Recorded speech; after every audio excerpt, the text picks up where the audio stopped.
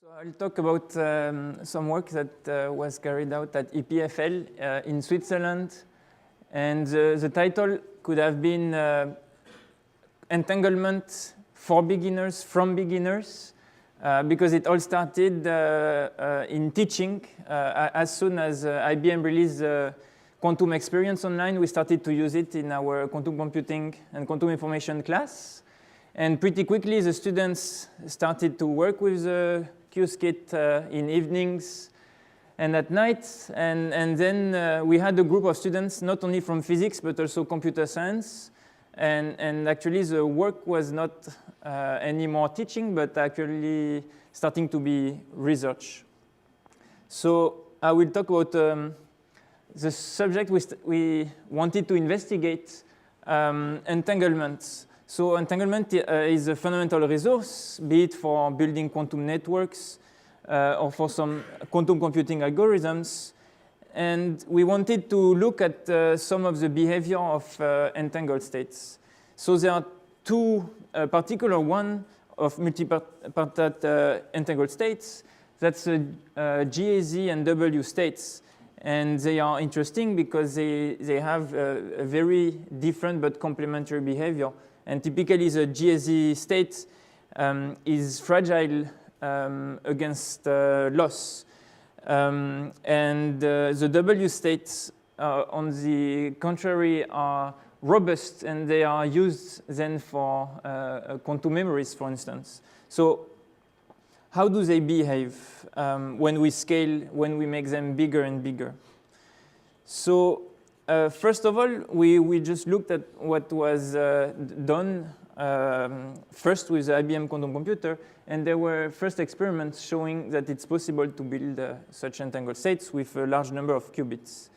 So what we did was, are we able to efficiently generate these entangled states if we want to use them? So we developed an algorithm to make them with logarithmic time complexity.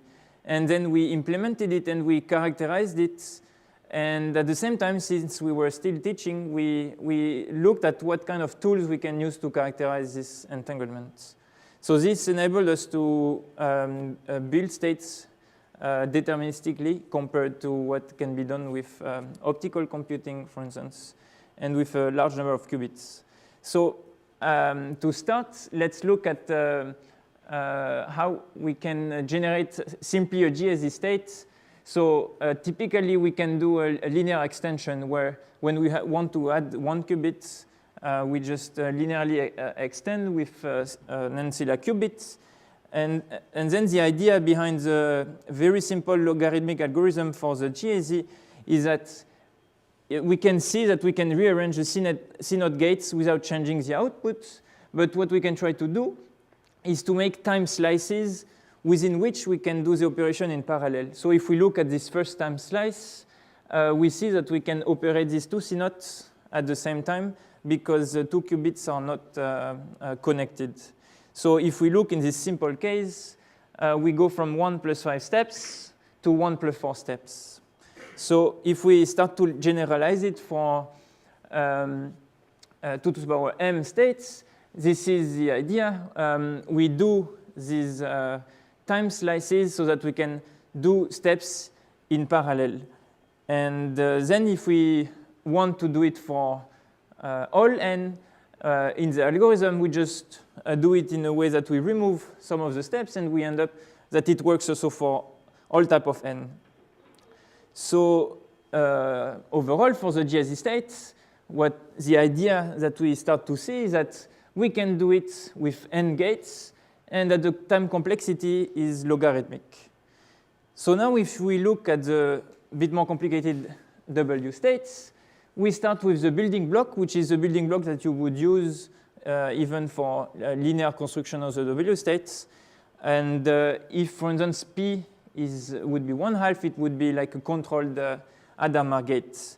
And this we can easily implement using the U3 gate from the IBM Q.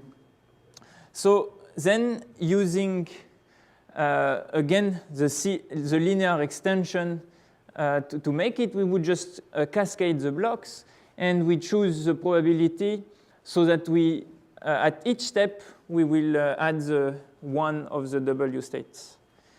And by using the same idea for the GAZ, we can make time slices.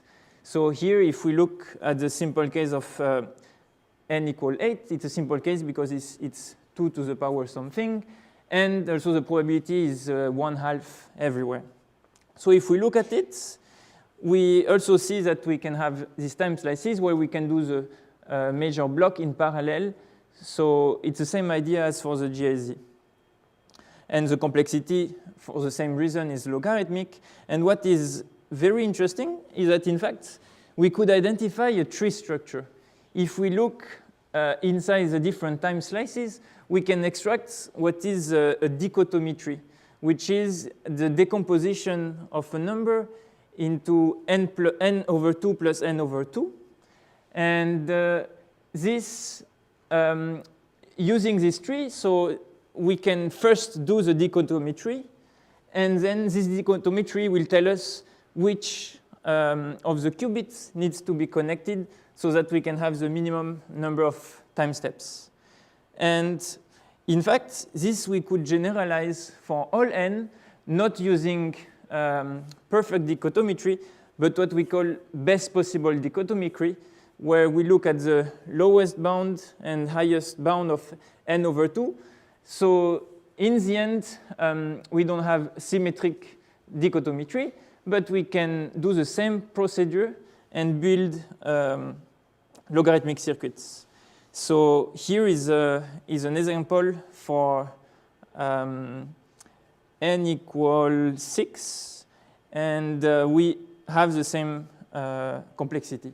So as for the architecture, so we use the 16-qubit computer, and already some of the problem starts when we started to hit n equal 14, because the number of connections required are log n. So that's also a call to the IBM team. We would love to use a 20 qubits computer for making these experiments, because as we see for the next step of characterization, it actually makes a big change for the fidelity. So once we implemented it, we wanted to look at the quality. So a first obvious thing was to look at the tomography. So here it's only the absolute value of the density matrix.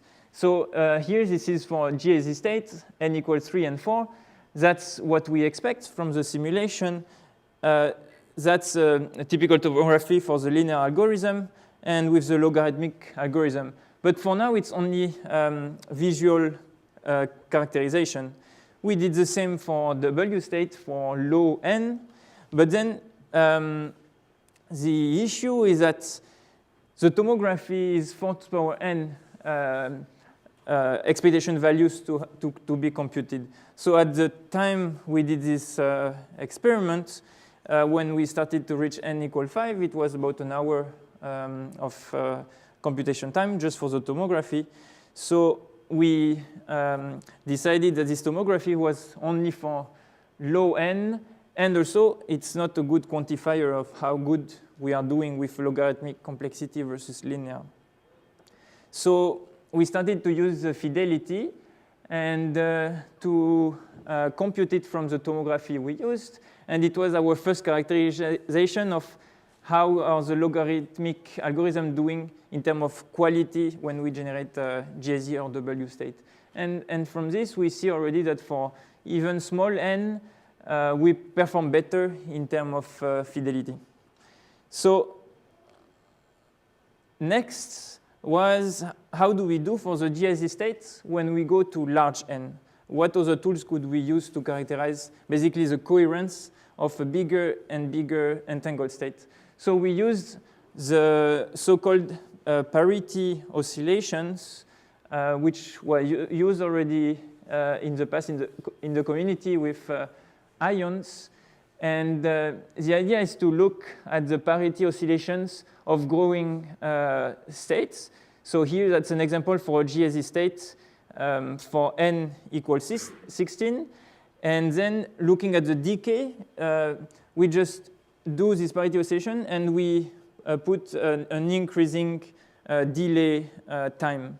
And we look how are these oscillations doing over time. And in fact, when we do this, we can look at the coherence for an increasing n, and we see that there is exponential decay. And then we can do this for different time. So what we see is that for a given n, if we take n equal 1, as expected, the decoherence, we can fit it with exponential decay. And then we see that the starting coherence is worse and worse because the circuits to generate larger entangled states is longer and longer. So we can normalize this to the initial coherence and look how does the coherence of a large entangled state depends on the size of it. And what we observe for the GSD set is that it's a linear growth. And this is interesting because when we compared it to the literature, for instance, with ion qubits, they have non-linear dependence due to, for instance, magnetic noise or other type of noise. So that was very interesting for us to look at the scaling. This was one of the main questions we had, and that led us to this logarithmic step complexity algorithm. So then for the W state, the parity oscillation decay doesn't work. So we decided to do partial tomography. So what we call partial tomography is that the W state with n qubits, we expect to have n probabilities to be 1 over n. So we only look at this specific one. For instance, if we zoom for n equals 3, we expect the 3 blue histograms to be 1 over 3. And then to quantify how good we do, we use the Kolmogorov distance, which is the distance between different histograms to look at how we do. Sorry for the quality of the renderings. And what we see is that for the logarithmic algorithm, we can have a fidel deterministic creation of entangled states for larger n. Because eventually when we hit 1, we have basically no entangled states. So as a conclusion, going from a teaching tool, we were able to develop algorithm to deterministically generate entangled states quickly, and also interestingly for a network configuration, we can do it with arbitrary n. So if someone wants to come in and be part of this entangled state, we can do it still with the same complexity. And also, just to mention that we were interested also in looking at the effect of quantum error correction to see if we can perform better. But from the test we did, it was just hopeless with the decoherence rates that we experienced. So as final words, all of this was really a student teamwork. And this was a great adventure. And also, as a few other people said, the tool to train the future quantum engineers, Qiskit, is just wonderful. Thank you.